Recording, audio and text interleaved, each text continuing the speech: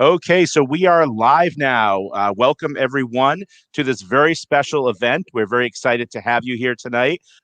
Policing a Pandemic is the name of this broadcast. I'm going to give everybody just about a minute to hop on because usually it does take a minute for everybody to jump into the feed. I see it going up very quickly now. So I'm just going to give it a few more seconds. But again, we're very happy. We're honored to be here with two very, very special guests. I couldn't really think of two better people, Dawn. I don't know if you could, but I couldn't think of two better people to be discussing law enforcement with than retired NYPD Detective Ralph Friedman, who is, to my understanding, the most decorated NYPD detective in history, and former Arizona Sheriff Richard Mack, who has done a tremendous amount of work from not only in law enforcement but with constitutional law. He was a part of a very, very important case. We're not going to spend a lot of time talking about that tonight, but I just couldn't think of two better people to be joining us. We're already up to 120 viewers here, so we're chugging along. We're going to jump right into it. Dawn, do you have any opening remarks you'd like to say before we get started? Well, first, I just want to thank also Sheriff Mack and Ralph Friedman for being here with us this evening. We really appreciate your time. We're looking forward to this discussion. 2020, of course, has been an insane year for us all, and we just really want to hear your perspective as we dive into what's occurred and what we foresee to be coming our way. And thanks to all of our listeners. We're looking forward to providing some great content to you tonight. So take it away, Brian. And for those of you who don't know us, just before we get started, Dawn and I are the co-founders of the Patriots USA, and that is an organization that is looking to gather groups together in organizations all across the country to defend our constitutional rights, our individual rights and freedoms, and to take back this country, really, because as you can see, what's been transpiring over the last almost 2 weeks now, they are certainly trying to steal our country from us. And we are holding our ground, and we are not going to let that happen. Even those of us who live in what I like to call the deep blue prison states, like Connecticut, New York, California, places like that, we're going to fight against tyranny. We're going to bring back law and order to this country and respect for law enforcement, because our group, we're not shy about saying we defend law enforcement, we defend veterans. The people that protect and serve us need to really be the honored in our society, among the most honored and the most venerated in our society. And I know you agree with that, Dawn, as well as coming from a law enforcement family and a military background yourself, because you are a veteran. Absolutely. Being a Navy veteran, having a father who retired at NYPD, I had uncles in both Vietnam and Korean War, great grandfather, just family history. My brother was in the Army, so I take this very seriously. Yes, Sheriff Mack? Logistically, I think you're breathing into your mic. You can hear the background of somebody breathing. Yeah. Is that me? It's you. Okay. Thank you. Well, I will watch that then. I will hold my breath in between words. Oh, now you're listening to the Canadian Prime Minister? What's that? That's what they're recommending now up in Canada, that people start to learn how to hold their breath so that they're not releasing COVID all over everyone. Oh, makes sense. Unbelievable. And wear your mask in between bites of food too, right? Yeah, I've heard that one. It's ridiculous. Okay, so I want to kick it off and get right into this, because again, the point of this is to discuss how what law enforcement looks like in 2020, because I think we can all agree that this is a year unlike anyone's seen. Certainly, I'm sure than either of you have seen in your careers. Some might say even that there are two kinds of law enforcement. Law enforcement before 2020 and law enforcement after 2020. Let me just ask you, and I guess we can start off with you, Ralph. What's different? How has this year changed the profession in your view? Well, to begin with, I think there's law and order seems to be out the window when they're telling police to stand down and not take police action when they're seeing multiple crimes like arson and looting and destruction of police vehicles. There doesn't seem to be Law and Order before 2020 and Law and Order in 2020. It seems to be out the window. People are going wild. There's a disrespect for the law, disrespect for law enforcement officers. I never thought I'd live to see stuff like this, where people are committing crimes, felony crimes in front of police officers and politicians telling police commanders to stand down. One of the biggest problems I think we have now is politicians running police departments. I believe that police departments should be ran by police commanders with experience and knowledge and training in their field. To me, it's like having the janitor in a hospital telling a heart surgeon how to do the surgery. When you have politicians telling police how to police, it's out of whack. It's seriously. Yeah. Oh, he's frozen. Yeah, we lost your feed. Sheriff Mack, would you agree with that? Yeah, to an extent. I think he's addressing the violence across America. I address mostly the tyranny associated with COVID-19 regulations and mandates. And that has forced police into a horrible position of having to decide between keeping their oath to uphold and defend the Constitution or following vapid orders from self-appointed. I'm getting some feedback. Is that coming from Don? I hear it too. So I hear it as well. It sounds like an emergency broadcasting system. Oh yeah, yeah. I think it's off now. So my biggest concern with COVID-19 is that every sheriff and every peace officer in the country who has sworn an oath of allegiance to the Constitution needs to understand our role as law enforcement officers is to protect rights. That's why we take an oath to uphold and defend the Constitution. And we should never be obeying some self-appointed dictator in New York or Michigan or California or Virginia instead of protecting liberty. And you mentioned the lawsuit that I filed against the Clinton administration. It was basically on the same principles of government overreach. And my decision addresses this issue. And it said that the United States Supreme Court in the Mack Prince case, where two sheriffs are the only time in American history where we sued the federal government and won, and it was the Clinton administration, no less. We won a case against government overreach. And it said that the Constitution protects us from our own best intentions.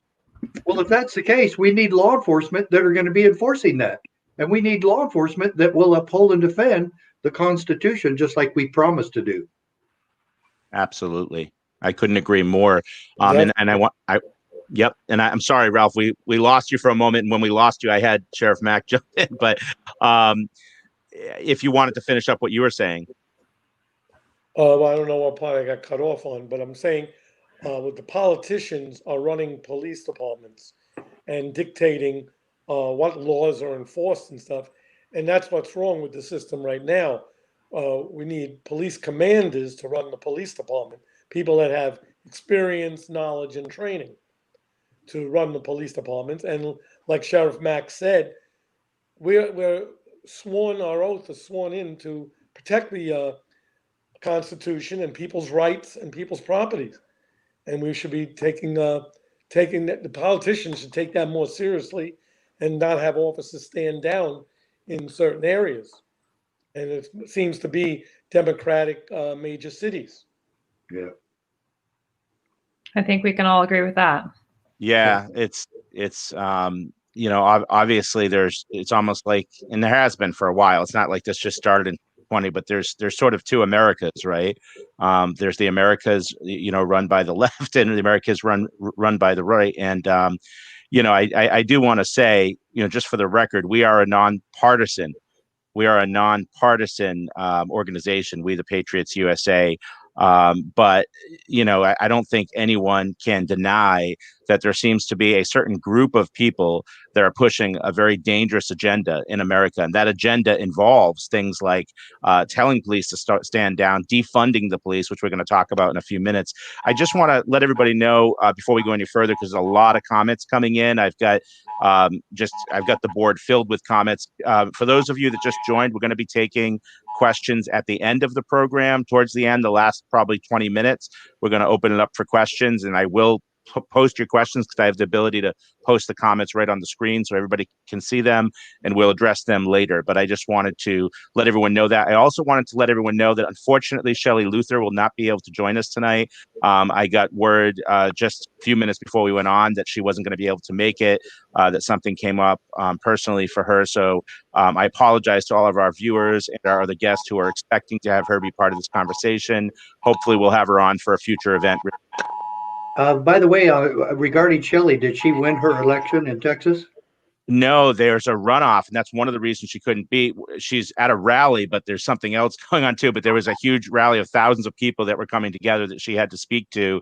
It was I think it was sort of an impromptu thing. She's having a runoff, I think, election next month, I believe. So she's still in it then? She could still win it. Yep. Okay. Yep. I know you've spoken to her before. You know her, right, Sheriff Mack? Yeah. Yes. So hopefully we'll have her on for a future event soon. But I call her a modern day Rosa Parks. That's a good way to describe her. Yeah, she's awesome. She came out to Hartford for an event we did back in June. I got the honor of meeting her. So let me just move on. The next thing I want to talk about is these lockdown orders that you referenced, Sheriff Mack, just a couple of moments ago. Obviously we know that mayors and governors throughout the country have been issuing really restrictive, draconian lockdown orders. A lot of people would call them unconstitutional. I think you would call them unconstitutional. I certainly would call them unconstitutional, and you as well.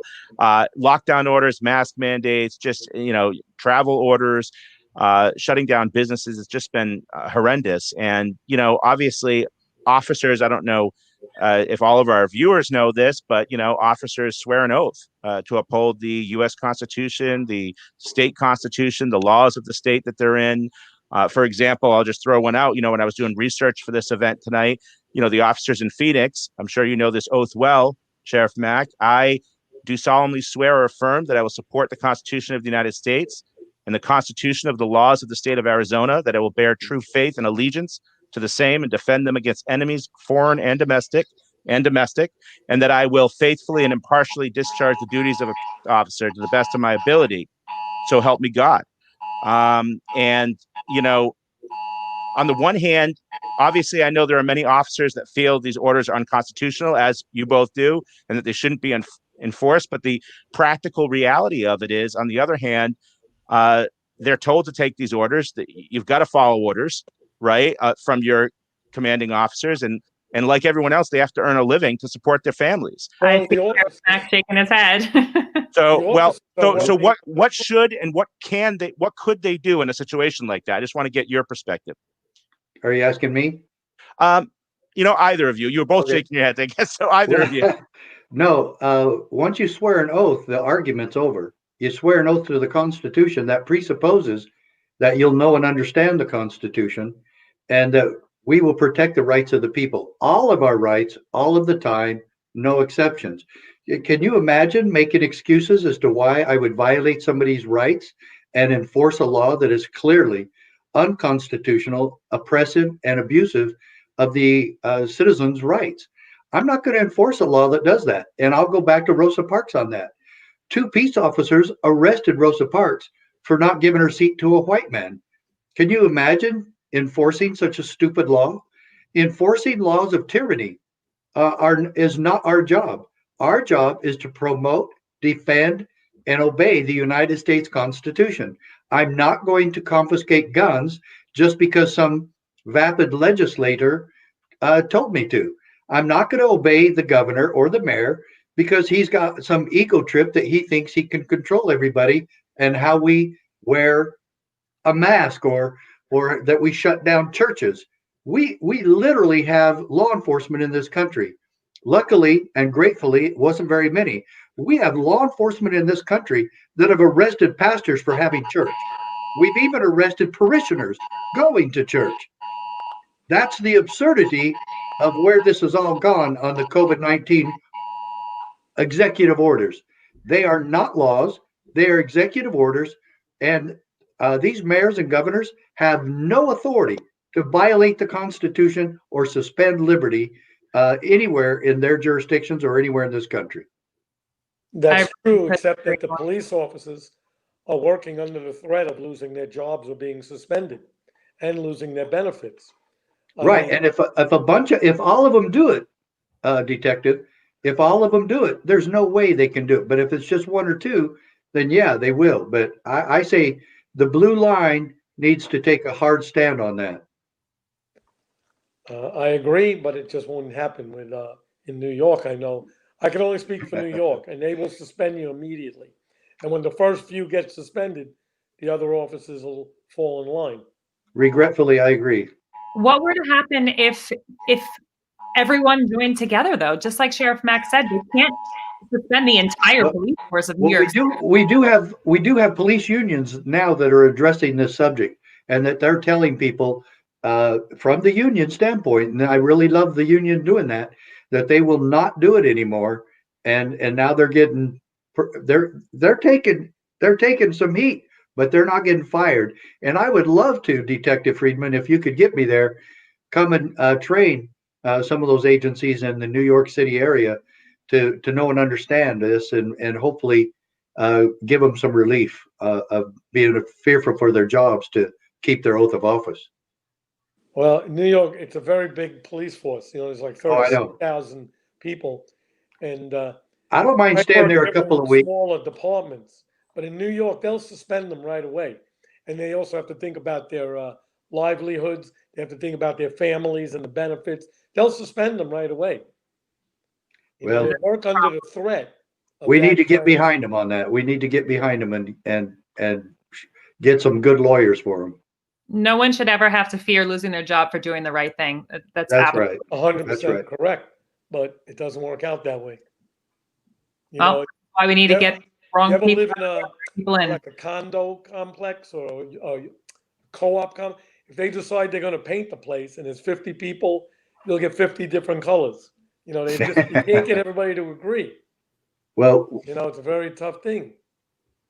Yeah. Well, we had a peace officer, Greg Anderson, get fired out in Seattle, Washington area for making a video while he was on duty inside his police cruiser. You know how much money we raised for him? Over $400,000. So we're ready to go to bat for these officers that stand for the Constitution, and that is exactly where we should be going. I understand trying to keep their job, and I want them to keep their job, and we can help do that. Yeah, I mean, you're absolutely right. And with you. I mean, I would like to believe that we could get everybody to do that, but it sounds better in theory than in reality. It's got to start somewhere. I agree. Somebody needs to be brave enough to stand up and do it. I mean, I swore on an oath as well. And even though I'm not active duty in the military anymore, that's what I do every day. And Brian's not law enforcement or military, and he does it every day as well.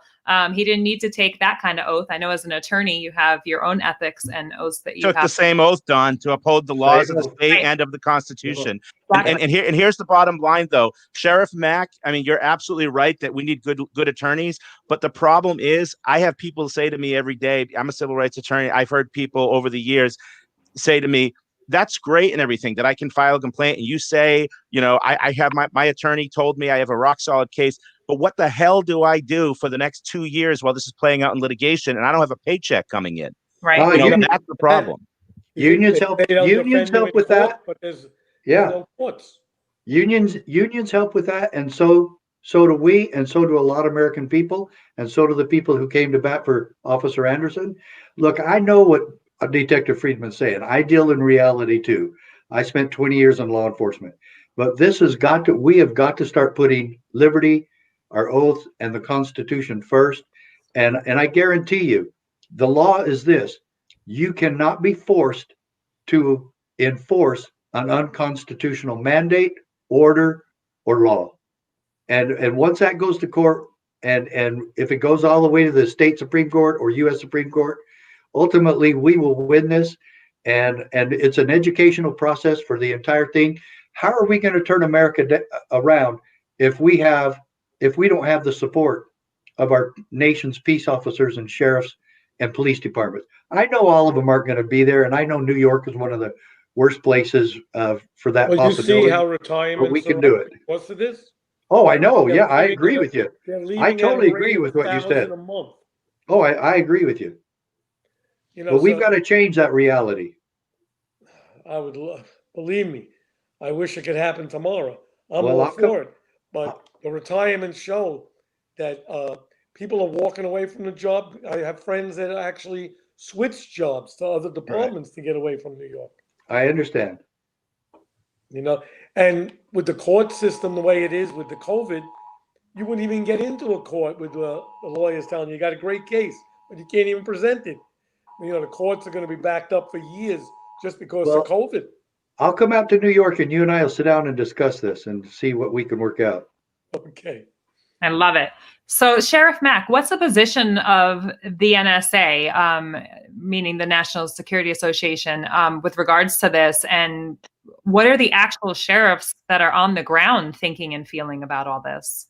Well, are you thinking of the National Sheriff's Association or are you thinking of National Security Administration? No, this Sheriff's Association. Okay, NSA Could is. be either, really. Yeah, it's the same acronym. So Yeah. the National Sheriff's Association are pretty wishy-washy on constitutional issues. But the organization that I formed, that you can see on my shirt here, the Constitutional Sheriffs and Peace Officers Association, I formed that about 10 years ago. And we believe in no exceptions, that we learn to follow the Constitution. We learn what the oath of office is. Every peace officer and sheriff especially learns his duty to uphold and defend the Constitution and learn our place in American society to defend liberty. And believe me, I know the statistics that Detective Friedman is talking about, because we have hundreds of sheriffs who refuse to follow the Constitution, and they say it's not their job and it's not their jurisdiction to uphold and defend the Constitution, which I find very alarming. However, we have hundreds of sheriffs that are doing it, and look at all the sheriffs that have made news this past year. This 2020 has been good news, bad news.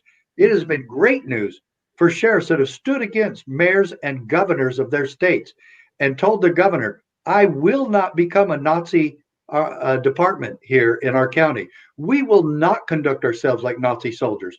We will defend liberty. We will keep our oaths.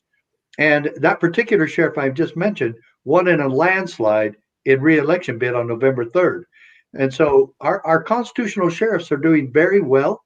Some of them are getting re-elected now because people are starting really tired of this. And now we have Biden and others promising another shutdown.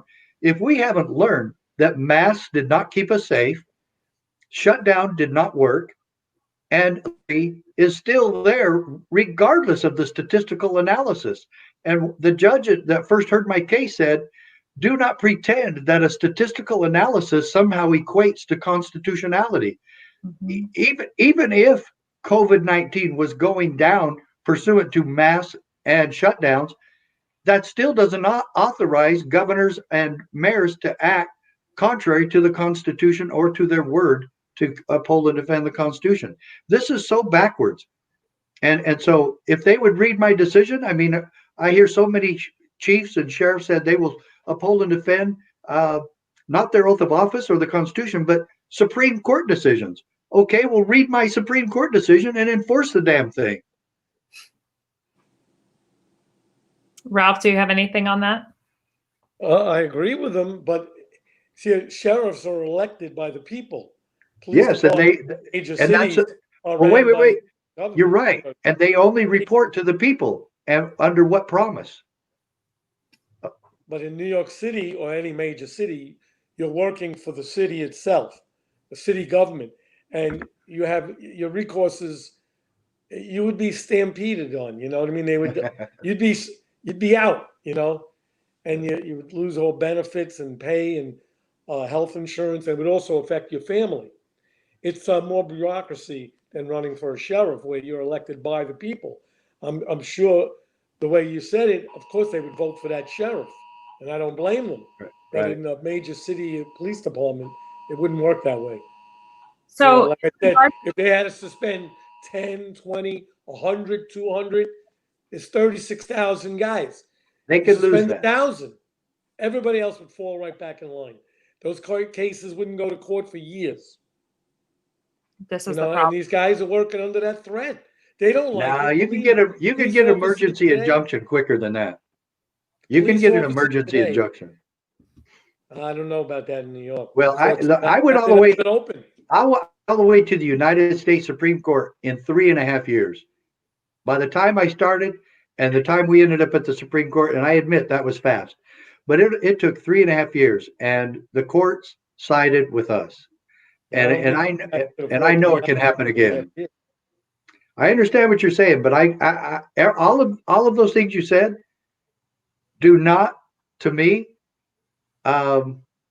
justify going against the Constitution or individual liberty. I'm not going to put my job above keeping my word. I'm not going to. Well, in a major city, when you keep your word as far as law enforcement, and if you're ordered to stand down, you'll be suspended or fired. You'll be suspended immediately. Standing down and violating the Constitution can be two different things. I understand that, and I'm not saying you're wrong. I've said this about big cities all across America, but we've got sheriffs, 3,100 sheriffs, and all we need is 1,000 where people have some place to go, where they know they can have somebody to turn to that will defend liberty in this country. And that's really what we're hoping for. For us to get New York City on this, yeah, I've said that before. Chicago, LA, Texas, and San Antonio, Dallas, Austin, Houston, Phoenix, they're not going to do it. You're right. But also enforcing let's say a mask mandate. It's very easy to say, well, I didn't see the person without the mask. It's not a major crime. Right. But they're being ordered to stand down when they see rioting, looting, and burning of stores, buildings, and cars. Right. It's a different story. And the departments are getting away with that. Right. That's much worse. You're right. That's what I was alluding to. It's much worse. To that, Ralph, can you speak on that point? Since there have been so many calls to defund the police across America, of course, New York City, we've seen it. It happened in Connecticut just a few months ago. It's been happening all over, Seattle, Portland, all the big cities. Defunding the police is definitely not a solution. It'll only make things worse. Yep. If anything, we need more police. And the men and women today of the police departments everywhere want to do their job. They're trained better than we ever were. The technology is better. And they're willing to do their jobs, and we should be lucky. People should be thankful that men and women want to put their lives on the line to do the work. Amen. And we need more men. We need more men and women in uniform, not less.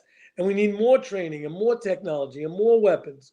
I mean, obviously, how large crowds become disorderly and unlawful and get into riotous situations. These laws have to be enforced, and defunding is like the worst thing you could do. And all these people that say defund the police, they're full of shit to me. I'd slap them in the face and they'll be calling 911. What are they going to call? They should be thankful, that there's men and women out there that want to do the job. And the only thing that protects them from us is the police.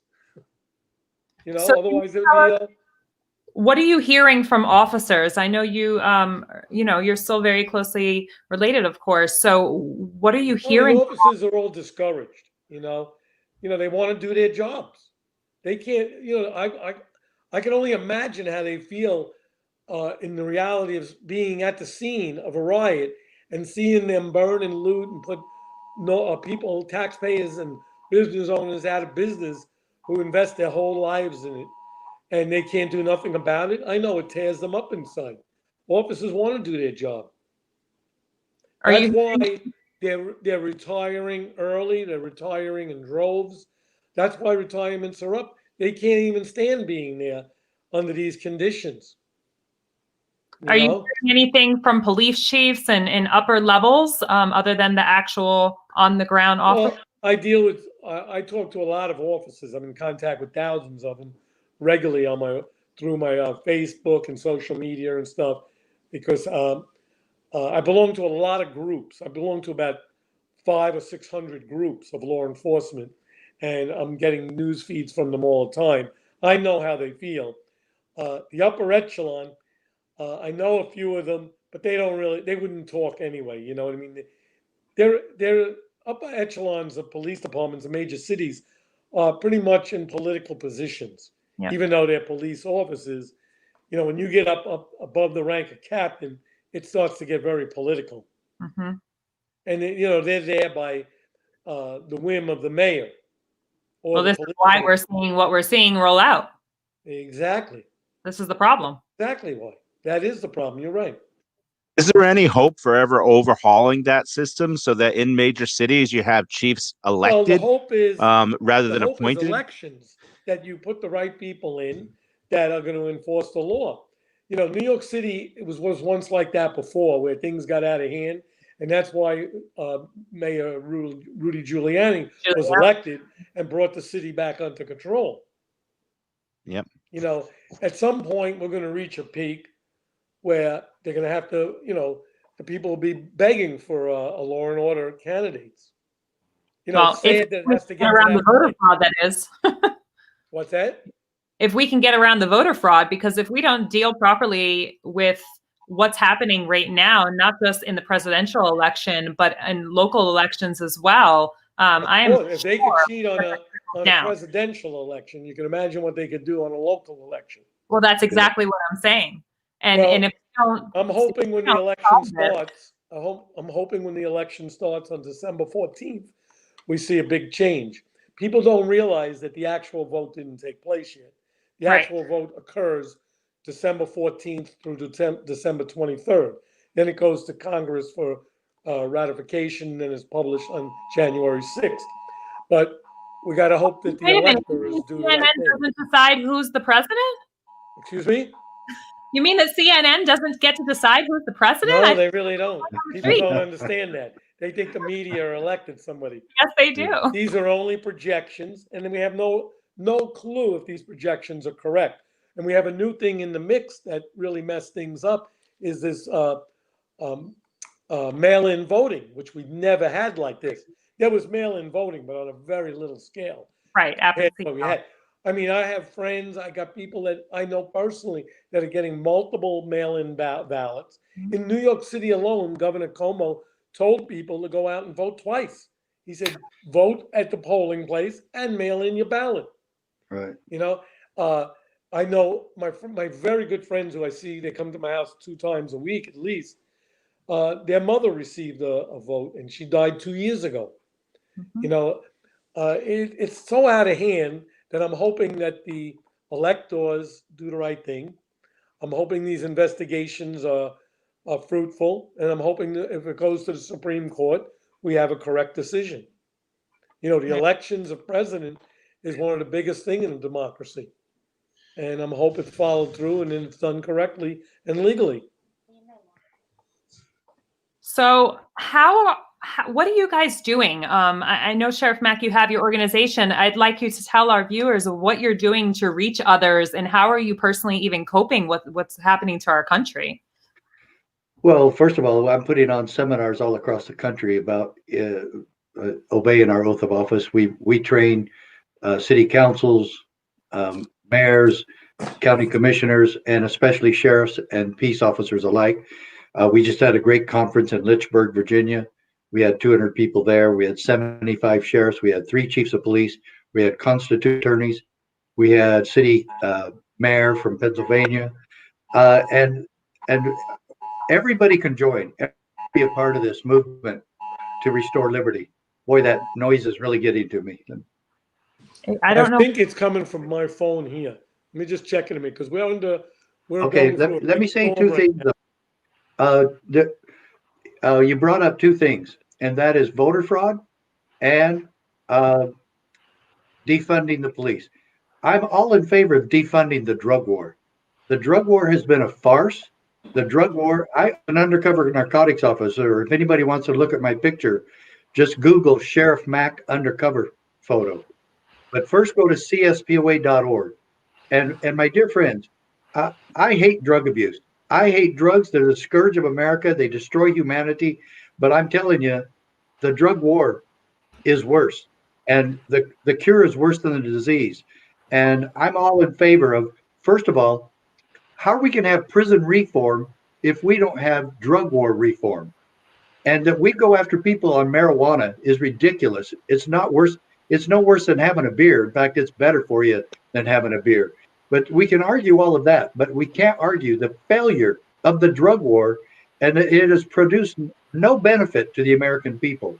We haven't stopped anybody from using drugs, and we need to clear our prisons from, especially anybody associated with possession of marijuana. And we just legalized marijuana out here in Arizona by a huge landslide. And it's because of people like me who are sick and tired of putting good people in prison because they smoked a joint or they have a marijuana in their house or in their car. And asset forfeiture has been another huge constitutional problem. And so we've got to address prison reform, and you can't do that without looking at drug war reform and getting that defunded, or at least cutting back on that and making our police safer instead of having them constantly using SWAT teams to go after people for marijuana. The other one was this, and I've said this numerous times. I've been on committees for the last 20 years trying to get the votes audited, and we only need 1%. First problem was that we went to computerized voting. That is ridiculous. No one can guarantee the integrity of computerized voting. I agree. It's impossible. So if you're going to have computers, which we are against, but if you're going to use computers, you must audit at least 1 to 2% and hand count them to verify that the tabulation from the computers are about the same percentage as what we count by hand. And right. You can do that with just 1 or 2%. But look at the Democrats and Republicans are both culpable on allowing and keeping the Diebold machines and Damien machines and all these other stupid computers that can be hacked so easily and programmed where nobody can verify if they were crooked or not. Mm-hmm. And so the huge problem, what government purpose is served by using computerized voting? No one's been able to tell me that. That only helps the media. Yeah. Oh yeah. It helps government corruption. Yeah, yep. For sure. And it helps incumbents. But the thing of it is, we've got to get serious about this. And the people of America have got to rise up in righteous indignation against this, or this is going to continue. All these Democrats saying that Trump has made false accusations, they don't know that. Not a single one of them know that. Now, I admit we might not be able to uncover this because so many people are trying to cover it up. But you know what? Biden might be the next president. Looks like he probably will be. But the thing of it is, we should investigate it first before people make their conclusions. I want to actually go back to one thing that you said as far as legalizing marijuana. What do you think about what just happened in Oregon with them legalizing all drugs? Because that's a far cry from just pot, you know? Yeah, it is. And I'm fine with that. Yeah, I'm fine with stopping the drug war. It's hard for me to agree with those Oregon left-wing extremists. But on this issue, I want the drug war stopped. And it's not producing anything. I can't help but think that they're not agreeing with that for the same reasons, though. So what do you think? It's a freedom issue, and lock it. Don't we know yet? First of all, this is what we should all agree on: that we're not going to arrest away or imprison away the drug war. I don't care what drug you're talking about. And yeah, I hate all those drugs. I hate the drugs that doctors give out to people. How we got an opioid crisis? How did we? Because the FDA and the United States Congress okayed those drugs. Right. That's why. Yep. I'm against all of that. No, I'm sorry, I can't agree with you on that. I think not marijuana, They should make that more like going through a red light or something, civil fines, maybe. But drugs, I think, should be against the law. I think they got to crack down more on the drug dealers and the suppliers and the importing of it.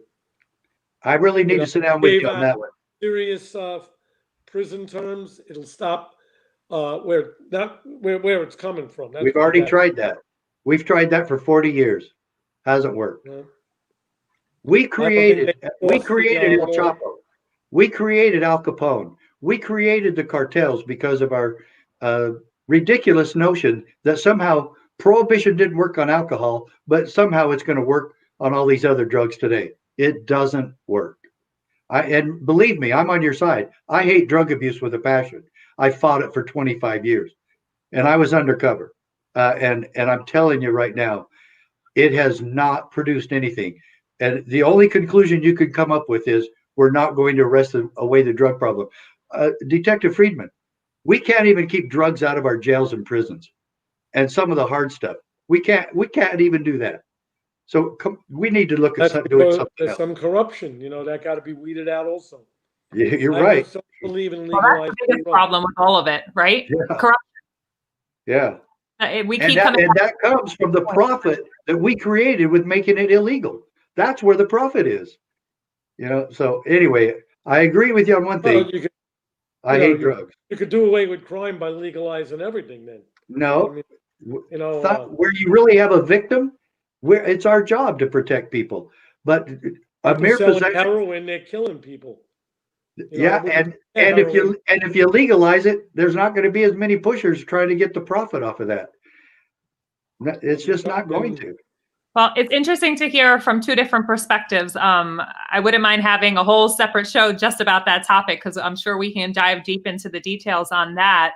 But what I'd really like to know is, what can average citizens do to support law enforcement during these times? How can we support the cops to not fear for their job and to stand up for what's right? And how can we let them know that we have their back? And Sheriff Mack, how can we support your endeavors? You're doing amazing work across the country, and we really want to stand behind you and beside you. What can we do? Everybody can be a member of CSPOA. Go to cspoa.org. You can join. We want you a part of this. We want you vetting your sheriff. We want you standing with your sheriff and there's chiefs of police that are doing this as well across the country. You need to be very active. What did Jefferson say? The price of liberty is eternal vigilance. We have got to be involved in the process to restore our Constitution and stand with the people who are trying to do that. You can't ask your sheriff to do this alone. You can't ask peace officers to do this without backing them. And standing for liberty, whose job is that?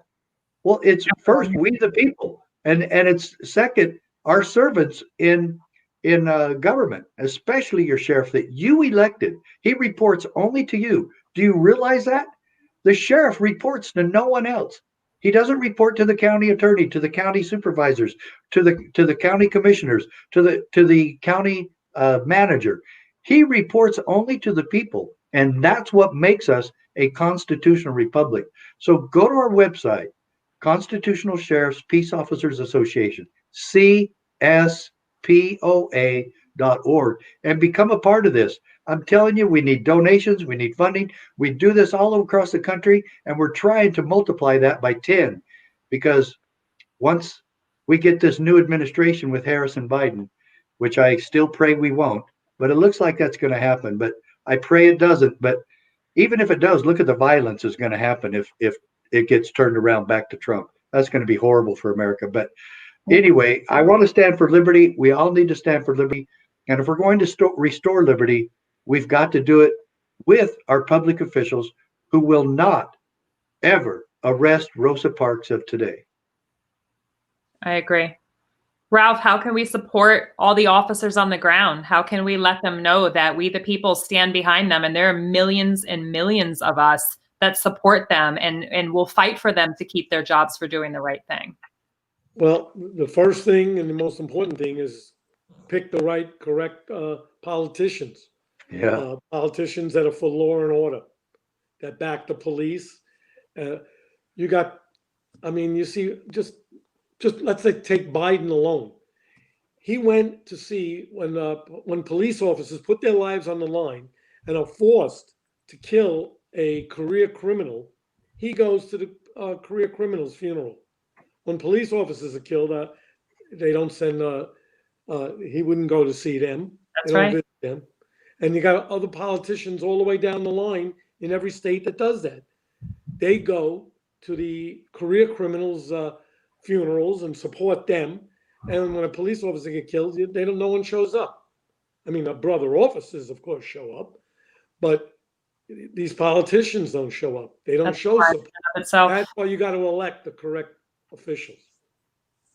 the problem is, as you well know, all these deep blue cities have been deep blue cities for some time, and they just keep getting back in, whether it's by hook or crook. There they are. We can't seem to get rid of them. I mean, do you think the people of New York love de Blasio? I mean, I'm from the Bronx. None of my family and friends like the guy. They all hate him. But we all say that, but he got elected twice. Right. Twice.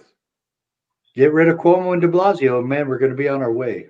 Can you imagine? That's 100%. We could agree on that. They are the worst. Finally, I knew we'd find something you could both agree on. It only took 45 minutes, but we got there. No, this has been great. Sure we agree on a lot. No, I know. I'm just joking. I mean, this has been great. I agree with Don. It's really interesting to hear for both sides of law enforcement, because there are a lot of differences being a cop in New York City and being a cop in rural America or even in Arizona. Phoenix is not New York City. It's a city. It's got a lot of It's not far behind in some ways, as I'm sure. Every city has. There's definitely a difference in policing. It's the fifth largest city in America, and it's fastly coming another LA. There's definitely different policies and procedures in different places. But I do have to say that law enforcement everywhere has a tough job, and their life is always on the line, even if it's a small town. Yes. It's a tough job. You got to wear like 20 different hats. Yeah.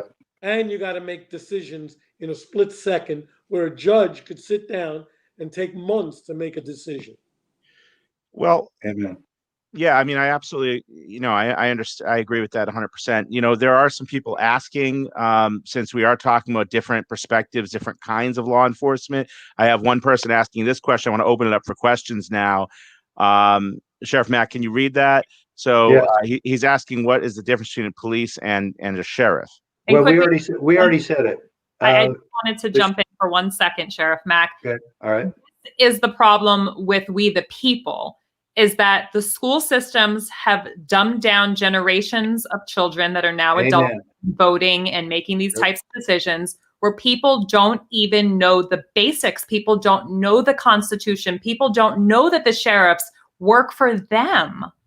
They don't know this. So by you stating these things and what you're about to answer right here, it's so important because it's foundational. How can you stand up and fight for your rights if you don't even know what they are in the first place? Well, that's very true. And I totally agree with you. The dumbing down of America from our school systems that's run out of the NEA and out of Washington, D.C. And there's no authority for the federal government to be involved in our nation's education whatsoever. None. And that's why Reagan even promised to abolish the Department of Education and never did. And there's been candidates running on that. And we still should. And there's several other departments they could abolish very easily. But that's one. If it's not authorized. If it's not authorized in the you just stole my thunder. If it's not authorized in the Constitution, it belongs to the states or to the people per the 10th Amendment. And that's what I sued on. I sued on the 10th Amendment. It's the most powerful 10th Amendment decision in American history. People, you need to get that decision and study that. However, you're absolutely correct. We need to get back to studying the Constitution in our schools, which we don't do. Secondly, to answer your question, what's the difference between chief of police? He's appointed. He's a bureaucrat. He just kind of has to do what Detective Friedman said. He has to follow the orders, basically, of the city council and the mayor. And that's where it really, I admit, is very tough to do, to keep your oath of office. But the sheriff only reports to the people. He is elected by, for, and of the people.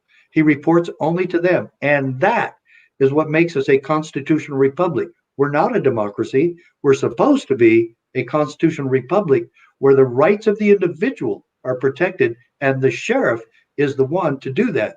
The people verify his work every 4 years to whether or not they'll keep him as their employee and servant. And we need to realize that. Every cop in this country needs to realize we are the servants of the people. We're not the tax masters or the dictators. Absolutely. Do we have other questions coming in? So we have a lot of comments, a ton of comments, some of them related to the discussion we were having a few moments ago about drugs and all other issues. I want to just, while we're waiting, so let me ask everybody, please, if you have a question now for either of the officers, please post your question in the comments right now. And while we're doing that, I do want to share so everybody can see the citation, everybody can look it up. This is the decision, Mack versus United States, that Sheriff Mack has been referring to. So let me just share that and put it up here. Can everybody see that? So you can find that. So you can find, this website's really good for finding cases as well. Well, this is actually the U.S. District Court for Arizona. This is not the Supreme Court case, Don. I think this is the one you gave me, but this is actually the district court case. Look, wait. There, you'll see another name, Sheriff Prince, Printz.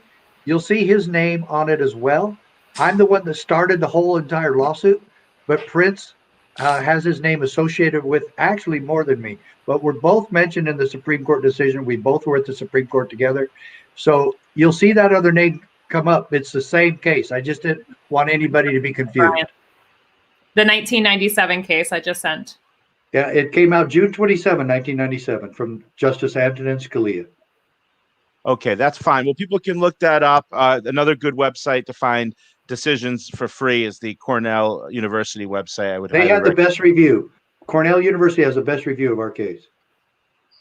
So look that up when you have time. Do we have any questions? All right, so I'm going to skip to the bottom where I asked people to, if they could ask questions. Can I add something else? Yeah. Real quick. I have a review of the case. I did a highlighted little booklet. It's just a real small booklet, like a pocket-sized Constitution, and I have a review of that on my website. So if you go to shop, you'll see it. You can get like 5 for $10. They're real cheap, and it's called the Supreme Court case for sovereignty or whatever. But you'll see it. Okay, excellent. Yes, I encourage all of you to check out that site. And what's the website again? I had a couple people ask me that too who missed it. CSPOA.org. CSPOA.org. I will put that up on the screen in just a moment. We have another question coming in. This is an interesting one. So would you ever enforce forced vaccination? This is something that's been talked about right now quite a bit because of the mandatory COVID. Well, I have your answer. Okay. Never. Well, that's what I was expecting, and that's what I was hoping to hear. But there are a lot of people saying, but go ask your sheriff if he will. That's the key. Ralph, what do you think would happen in New York City, for instance, if Cuomo says every single New Yorker is going to get this vaccine? It doesn't matter what they think. No religious exemptions, no medical exemptions, no philosophical exemptions. That's what's going to happen. Do you think that officers would really do that? Tie people down against their will and force vaccinate them? No, that would never happen. But I could tell you how they would do it. What they could do is, if you don't have a certificate that you were vaccinated, they won't renew your driver's license. They won't renew your gun permit. You won't be able to get welfare or health benefits. They could say you got to have a certificate. They could do it a different way. And you'll be fined. And you'll be fine. I mean, that's what happened. That's what happened in Jacobson. Enforce it. But that's actually in Biden's 47-page plan that came out the other day. I was reading through it. I haven't read all 47 pages, but that's actually what his team has put together. And they're saying you will not be able to get welfare benefits or Section 8 or WIC. That's what they would do. That's how they would. That would be equivalent to tying you down and injecting you. But that's what they could do.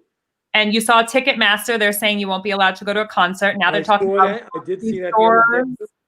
Mm-hmm. I mean, I Yeah, would never force anybody. and by the It way, would be unconstitutional. right? Well, 100%. How could they inject something into your body Well, that you don't want? Alan Dershowitz thinks that it is constitutional. All right. And I highly disagree with him. We can have a separate yeah. program about that. You can tell Alan for me, he's an idiot. Listen, Well, Bobby you can Kennedy already expect told him him that, but whatever goes against what everybody would think he would do, you know? right. Exactly. That's insane. So It's how would we fight this? Somebody's asking. Well, how can we fight it? The politicians would have to take that to court right away to get an injunction or stop the forcing of you to do it by doing these other things. And the sheriffs Well, can you'd have to stand get up the without politicians- going to court. You'd have to hope the judges don't agree with them, because there'll be some politicians that would Don't agree ask with us. permission. You don't ask permission from courts to keep your oath and to protect the people you're hired to protect. You do it. You stand against those. Okay, If you have like I to, you said, stand they against a wouldn't buy judge you- too. Wouldn't hold you down. No, I don't think any officer would do that. No. But No. this is how the government, the city government, would force you, the city or the state government. I understand would what you're force saying, you. and you're right.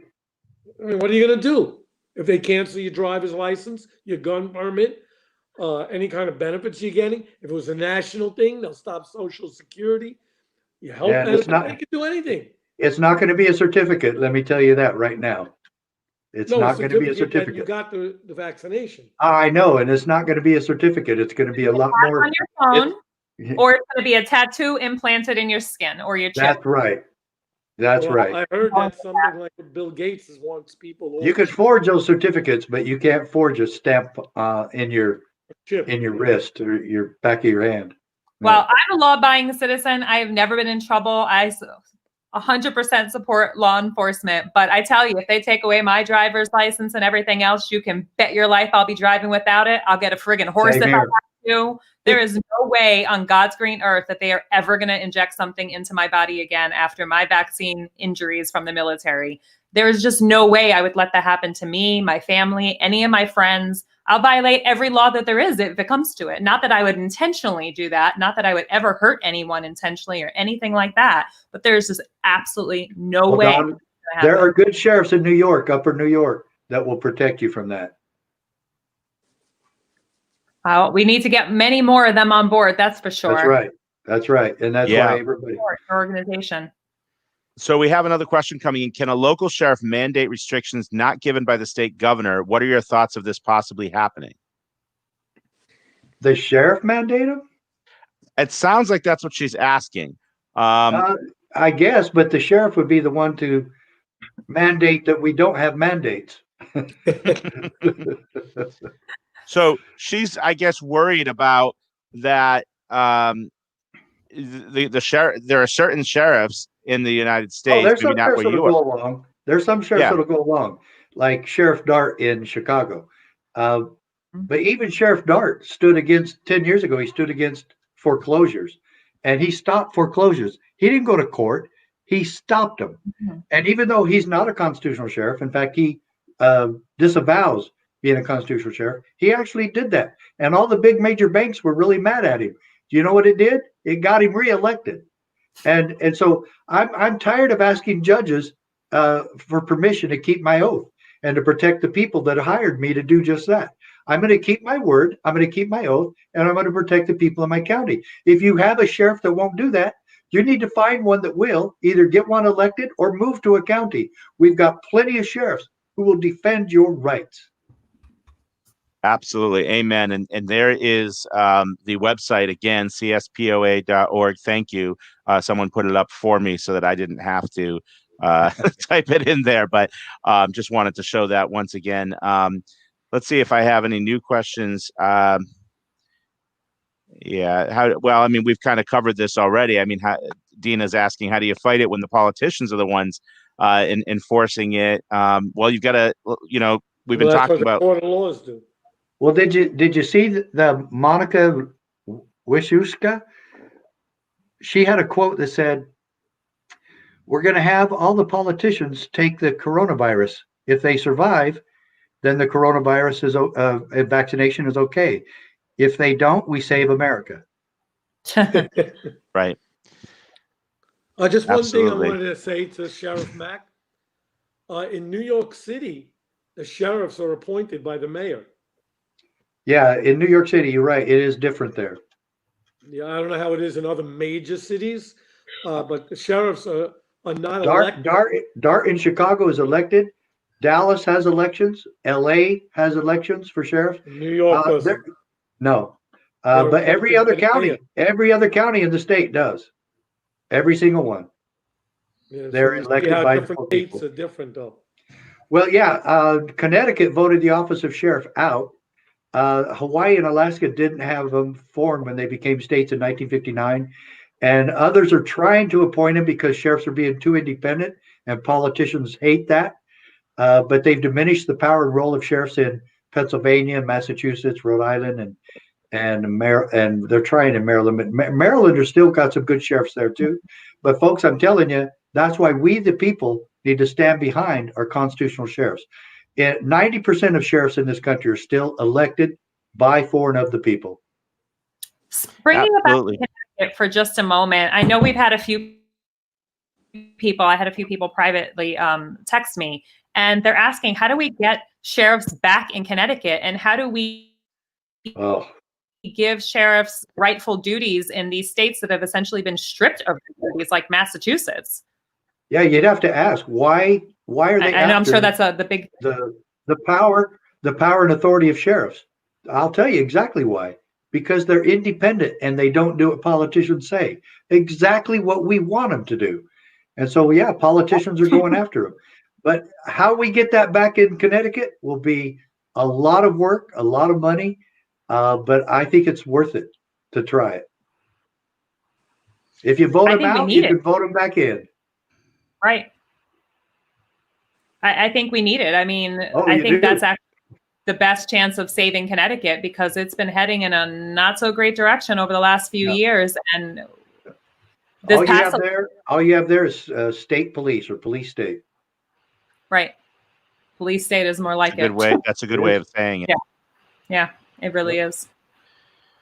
Any other questions coming in, Brian? Well, I saw a lot of comments. A lot of people really agreed with you, Don, about your civil disobedience. I think you'd be in good company. You wouldn't be alone in doing that. So, Deborah's saying, unfortunately, there may be a civil war. I mean, I certainly think if what we were talking about earlier happens and this election gets flipped, I shouldn't even say flip back, because as you said, Ralph, nothing's been decided yet. Okay, but if it gets flipped back from what the media narrative has been, because the media has convinced most of the country that Biden's elected already. Going to make it worse. Even the Republicans. If let me just tell you, though, if it flips back from what the media narrative is to show that Trump's actually the president, you're good. You think the rioting and looting you've seen over the last 10 months has been bad? You ain't seen nothing yet. That is right. I agree. That is right. My personal opinion is they'll burn Manhattan to the ground. Well, they will, because they'll go after the DC, the White House. Right. Last night, the Trump. All the Trump supporters were there. It was a beautiful day. And then as soon as the nighttime came in, they started acting up and attacking people. There were children and mothers that were attacked. There was an elderly gentleman who was attacked that was walking alone. I mean, this is ridiculous, right? So if they're going to behave that way when they think that their candidate has won, God only knows the kind of crap they're going to pull when it's clear that he's lost. Because I'm a bit more hopeful than everybody else. I think Trump. Well, they get away with it. They get away with it because we said police departments are being ordered to stand down. I know that New York City Police Department could quell any riot in no time. They got the numbers, they got the training, they got the experience, they got the know-how. They could quell that riot in a second if they're given the orders to do so. There's no doubt about that. De Blasio's on their side. Letting law and order control or not control. I don't know. I just wish there were the words that I could speak to all New York City Police Department officers, that they would just say, you do not need to listen to de Blasio. There is strength in numbers. And if collectively you stand together, you don't have to listen to any of them. You do the right thing. Right. You take care Do of the yourself, right thing. your family, and your people. And they cannot fire the entire police force or 75% of the police force or even 50%. I mean, it's not logistically feasible. It can't be 1% or 2% or 10%. That's too small. I hope you're right. I understand that would be a big problem for people as individuals. But collectively, come on, we support each other on a day-to-day basis on many things. If a cop gets shot, God forbid, everyone shows up at the funeral. We need to have that same energy behind this movement. Freedom is worth it. And I totally agree with you. And I even think there's a way to turn New York City around. But well, there always is, but it takes a while. It's going to get worse. It will. It will. It will. It's going to get worse before it gets better. Yeah. I agree. No, I think that's the truth. It is going to get worse before it gets better, no matter what. I'm not sure what they're asking here. Sheriff, have you I know what that is. And they are not effective. We want everybody to join the constitutional sheriff movement. These state assemblies are good people. I've worked with a lot of them. I've talked with a lot of them. We stand very much against the sovereign citizen movement. Some of them are very good people too. They've been painted violent and bad and all that. They're not. But we just focus on the Constitution in its organic, original form, the intent of the founding fathers. If this is what the Constitution says, sheriff must enforce it and defend it. The assemblies are there to have a quasi-government ready to take over if our current government falls. I don't think that's ever going to happen. I don't think it's realistic. I don't think it'll work. But I do know, and I have proof that the constitutional sheriff and the assemblies agree with this, that the sheriff is key in all of this. But I believe all law enforcement is. They've all sworn the same oath. And so focus on your sheriff, and if he can get a county commissioner with him and the people with him, you will have a constitutional county. And again, we do not support asking permission from judges to keep our oath. That is not the oath that we swore to do. We did not swear, I promised to obey all the judges' orders. We promised to obey and defend the Constitution. Absolutely. How do you look up, Melody's asking, how do you look up which counties have constitutional sheriffs that you have vetted? Yeah, we need a scorecard. We've tried to do it before. When we first started this, we tried to have a map. There's 3,100 sheriffs, and there's elections for sheriffs every year. Besides other sheriffs either dying in office or quitting and retiring in the middle of the year. And it's like herding cats. It's been impossible. So what we do is, first of all, we want all of you to vet your sheriff, and then let us know how it went. And then let's have training, like I'm asking Detective Friedman, let's have training out in New York City. Let's have training out in New York and other counties. Let's have training. Ask your sheriff, can we have Sheriff Mack come and do his constitutional training for law enforcement? It's the ethical application of our oath of office. It's even certified ongoing police training in a lot of different states. And it's pretty easy to get that done, especially if the sheriff supports it. But folks, we've had this going on now, and there's lots of sheriffs doing it. We don't even know how many for sure. We've trained over 500, maybe now 600 sheriffs nationwide in this. And I've gone to individual sheriff's offices. Sometimes chiefs of police come, and we're grateful for that. Go to our website and get our video that we just put out from our Virginia conference. There's 2 chiefs of police that speak there, and also a mayor from Pennsylvania. So folks, it's happening, and it's getting bigger and better, but we've got to have more involvement, and we got to have the people involved. We need you to know if your county has a constitutional sheriff, and you let us know. So for all of our viewers that are watching and maybe just hearing you for the first time, other than directing them to your website, what is the one thing that you would tell people who are new to this form of activism? Because so many people have woken up in 2020 with all this insanity ensuing. What's the first thing they should do? If they go to their sheriff's office, how do they start that conversation to start building that relationship to ask these types of questions to assess where their sheriff stands in regards to the Constitution? Well, first you do try to get that appointment. And if they ask why, what is this about? And you say your concerns about what's going on in the country and how we work together to solve them. You want to be very supportive of your sheriff in order to get into his office and talk to him. And you want other people to, and say, there's lots of people that agree with me. We have lots of people on our committees. We want to support you, Sheriff. We want to talk to you about that. The main thing you ask him is you go in the office and you take him some cookies. With COVID now, nobody wants cookies that are homemade. See how we've changed? Mhm. But you want to have this conversation. You ask him flat out, have you ever heard of the constitutional sheriff movement? 98% have. And then if he says, what's that? You say, will you keep your word to uphold and defend the Constitution when you took your oath? If he says no way, then go on. And they say, well, we're going to try to find a sheriff next election that will do this. A lot of them are very humble and they'll say, no, but I'm willing to learn about it. Great. Then you give him you give him a pocket constitution, you give him the copy of my Supreme Court decision, and you give him my book, The County Sheriff, America's Last Hope. It's only 50 pages. It's sold about 100,000 copies. It's going great guns. I wrote it like 9-10 years ago, but it's still the same point and principle. And people, let me tell you, this is not going to happen without you. If you truly want a constitutional sheriff in your community, it's going to be up to you. We will help, but it's going to be up to you and your neighbors. And so we'd love to have you get involved in this. And believe me, we need funding drastically.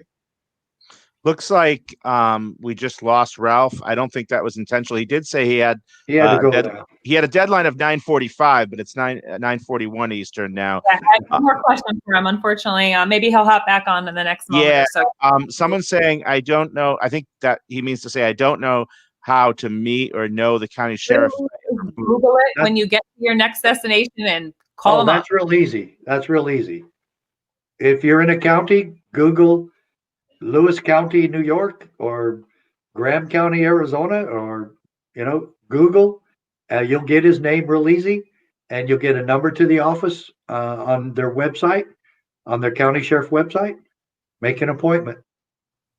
Someone likes your, or just go down there, or just go down there with cookies. Someone likes your cookie suggestion. Yeah. Who cares? Listen, hey. If they're not going to accept cookies anymore, they're going to miss out, especially if Dawn's the one bringing them, because she's a great baker and I can attest to that. You can see I'm living proof of that. Her brownies too are to die for. So if her local sheriff is really going to be in for a treat if she takes you up on that. So all right, so you can do it. I've done it. I've been in many states over the last few months. I've been doing some traveling, and I've talked to the sheriffs everywhere that I've been. Literally. Good. Everywhere that I've been, just having conversations. I don't need to live there to ask a simple question and to engage in a conversation. A few have actually mentioned your name, so I'll talk to you about that later offline, actually. You need to ask them, will you protect me from forced vaccinations? Absolutely. And I'm very blunt, so I've specifically asked, and nobody's told me no so far. So either, there's something about little old me that prevents them from being honest, or that they're on the same page. So. Well, there's a few people that have been asked this question. Actually, there's a few people that have talked about homeschooling, because we have some people watching tonight that are homeschoolers or at least want to complement their children's schooling to get their children involved. Something in right away. Hillsdale College. I have made it clear to my children, the only way I'm paying for you to go to college is if you go to Hillsdale. If you want anything else, you can figure it out yourself. You're resourceful and smart enough. You can do it. Good for you. That's a great college. You want to go to Hillsdale? I will find a way to fund it. I don't know how, but I'll figure it out, because I can't think of a better college as far as grounded in the roots of our nation's Constitution. They are amazing. And you can actually go right on their website and you can get copies of the Pocket Constitution. I literally have a pack of them in my car. I hand them out like candy. I got a whole box. Candy, exactly. And it's the best resource ever. They're free. If you're running your own homeschooling environment, you can get quite a few of them for yourself and for maybe children in the co-op that you might be a part of, or whatever the case may be. And start teaching these classes. Before I moved, I had just signed up, and unfortunately I'm not doing that there, but I will be doing that once I'm settled elsewhere, teaching constitutional courses. And I have a class I teach that you can purchase on our website too. It's a 6-week course, but you can take it really quickly because it's all on It's all online, and you can take it in a matter of 2 or 3 days, or take your time. But I teach a class there as well. And then Brian, tell them about our course on Tuesdays as well. I was just about to say that. So we have a course we offer for free, actually, not to take anything away from your course, Sheriff Mack, but we have a course every Tuesday night with David Oldham of Constitutional Grounds. David might be watching tonight because I told him about this. He was interested in hopping on, so he may be watching, actually. He's in Tulsa, Oklahoma, and he's a constitutional scholar. And he comes on every Tuesday at 7:30. We broadcast it live in our group for anyone that's interested. Please come to our group. We're coming to the end here. By the way. What's that? Okay, so we're hosting this as We the Patriots, but Brian and I also run another organization, CT Freedom Alliance, based in Connecticut, although we work to advance the Constitution in all states.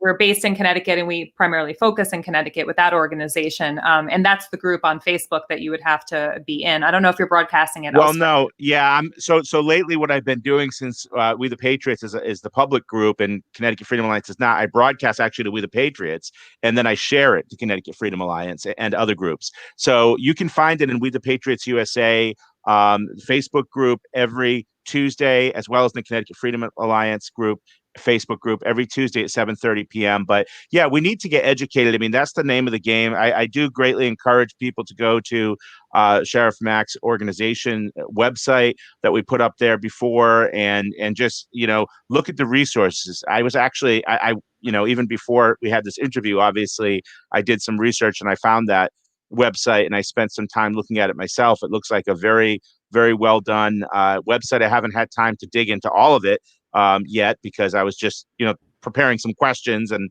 on Friday night, and I was going through it. But really, I encourage everybody to do that, to go on over there. Say the website one more time, because I can't remember it. CSPOA stands Charlie, Sierra, Papa, Ocean, Adam, Constitutional Sheriffs Peace Officers Association, CSPOA.org. Excellent. CSPOA.org.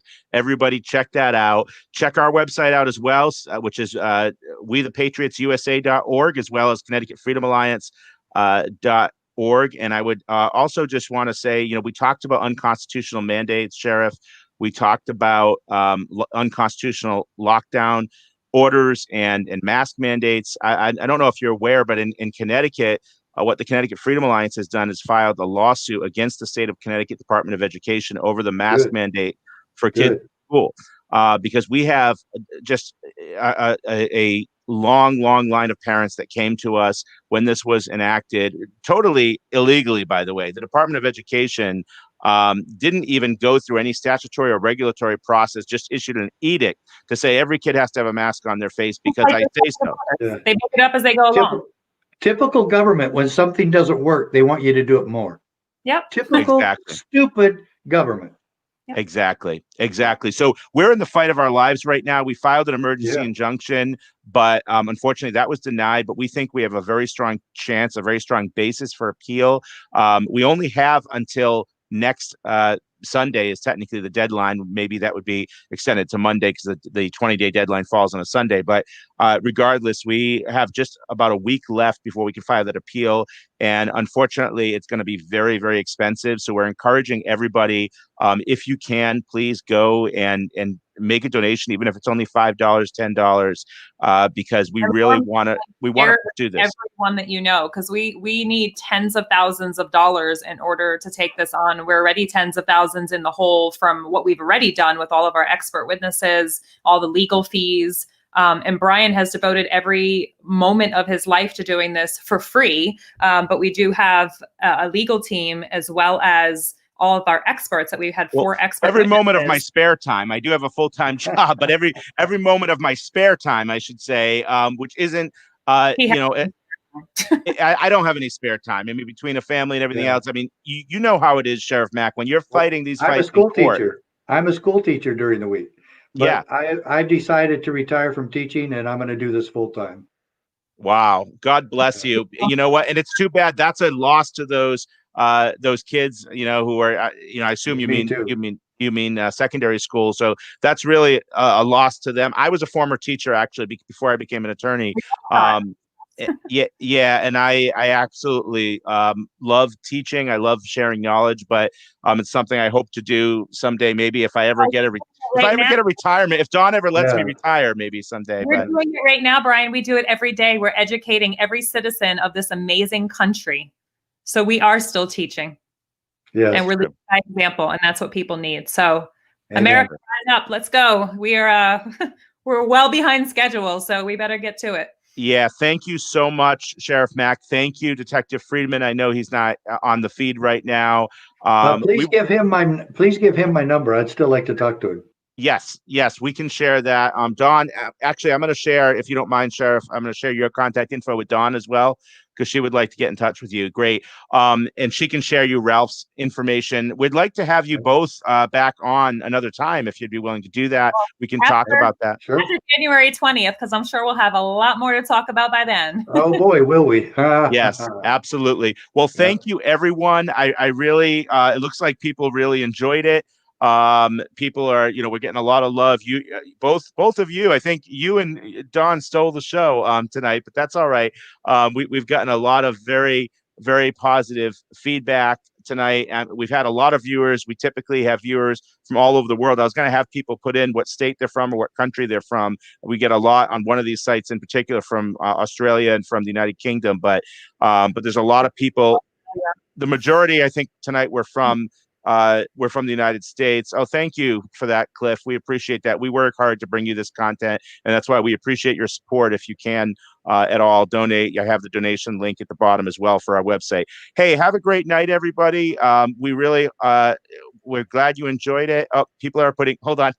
People are putting Canada, Texas, North Carolina, okay, New Jersey, New York. All right, we're all over the map. Alabama. California.